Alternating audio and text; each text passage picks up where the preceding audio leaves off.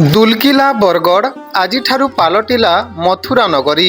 ଅମ୍ବାପାଲି ହେଲା ଗୋପପୁର, ଆରମ୍ଭ ହେଲା ବିଶ୍ୱ ପ୍ରସିଦ୍ଧ ମୁକ୍ତାକାଶ ରଙ୍ଗମଞ୍ଚ। ଆଜିଠାରୁ ବରଗଡ଼ ସହର ପାଲଟିଛି ମଥୁରା ନଗରୀ ଓ ଗୋପପୁର ପାଲଟିଛି ଅମ୍ବାପାଲି। ବିଶ୍ୱ ପ୍ରସିଦ୍ଧ ଧନୁଯାତ୍ରାର ଶୁଭାରମ୍ଭ ସହ ସମଗ୍ର ବରଗଡ଼ ଅଞ୍ଚଳ ଭକ୍ତି, ଆସ୍ଥା, ପୌରାଣିକ ଆଡ଼ମ୍ବର ଓ ଲୋକ ସଂସ୍କୃତିରେ ରଙ୍ଗୀନ ହୋଇ ଉଠିଛି। ଆସନ୍ତା 11 ଦିନ ଧରି ଚାଲିବାକୁ ଥିବା ଏହି ବିଶାଳ ମୁକ୍ତାକାଶ ରଙ୍ଗମଞ୍ଚରେ ଶ୍ରୀକୃଷ୍ଣ ଲୀଳାର ବିଭିନ୍ନ ପୌରାଣିକ ଘଟଣାବଳୀ ସଜୀବ ଭାବେ ଉପସ୍ଥାପିତ ହେବ।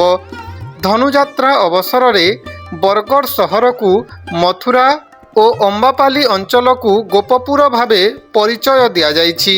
ଏହାସହ ସହରର ପ୍ରତ୍ୟେକ ଗଳି, ସଡ଼କ, ମଞ୍ଚ ଓ ଖୋଳା ପ୍ରାଙ୍ଗଣ ପାଲଟି ଯାଇଛି ଜୀବନ୍ତ ରଙ୍ଗମଞ୍ଚରେ।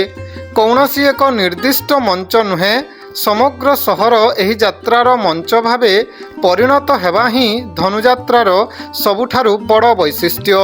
ପୌରାଣିକ କଥା ଅନୁଯାୟୀ ମଥୁରାରେ ଜନ୍ମ ନେଇଥିବା ଭଗବାନ ଶ୍ରୀକୃଷ୍ଣଙ୍କ ଜୀବନ ଲୀଳା, କଂସର ଅତ୍ୟାଚାର, ଦେବକୀ ବସୁଦେବଙ୍କ ଦୁଃଖ କଥା, ଗୋପଲୀଳା, ରାସଲୀଳା ଓ ଶେଷରେ କଂସବଧ ମାଧ୍ୟମରେ ଅଧର୍ମ ଉପରେ ଧର୍ମର ବିଜୟ, ଏହିସବୁ ଘଟଣା ଧାରାବାହିକ ଭାବେ ଦର୍ଶାଯିବ।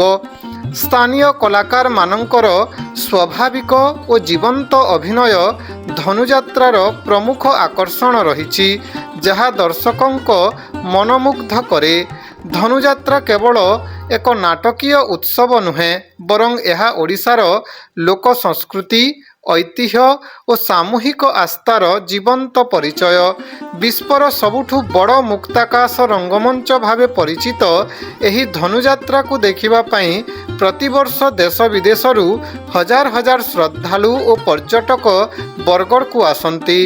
ଉତ୍ସବକୁ ଶାନ୍ତି ଶୃଙ୍ଖଳା ସହ ସମ୍ପନ୍ନ କରିବା ପାଇଁ ପ୍ରଶାସନ ପକ୍ଷରୁ ସମସ୍ତ ପ୍ରକାରର ସୁରକ୍ଷା ବ୍ୟବସ୍ଥା କରାଯାଇଛି। ପୋଲିସ ପ୍ରଶାସନ, ସ୍ୱେଚ୍ଛାସେବୀ ଓ ସାଂସ୍କୃତିକ ସଂସ୍ଥାମାନେ ସମନ୍ୱୟରେ କାର୍ଯ୍ୟ କରୁଛନ୍ତି। ଟ୍ରାଫିକ୍ ନିୟନ୍ତ୍ରଣ, ଚିକିତ୍ସା ବ୍ୟବସ୍ଥା, ପାନୀୟ ଜଳ ଓ ସ୍ୱଚ୍ଛତା ଉପରେ ବିଶେଷ ଗୁରୁତ୍ୱ ଦିଆଯାଇଛି।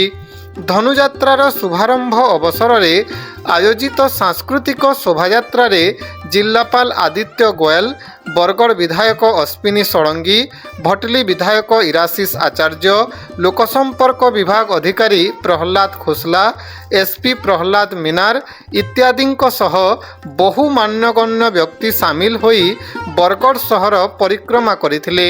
ଆସନ୍ତା 11 ଦିନ ଧରି ବରଗଡ଼ କେବଳ ଏକ ସହର ନୁହେଁ, ବରଂ ପୌରାଣିକ ମଥୁରା ଓ ଗୋପପୁରର ଜୀବନ୍ତ ରୂପ ହୋଇ ସାରା ବିଶ୍ୱର ଆକର୍ଷଣ କେନ୍ଦ୍ରରେ ପରିଣତ ହେବ।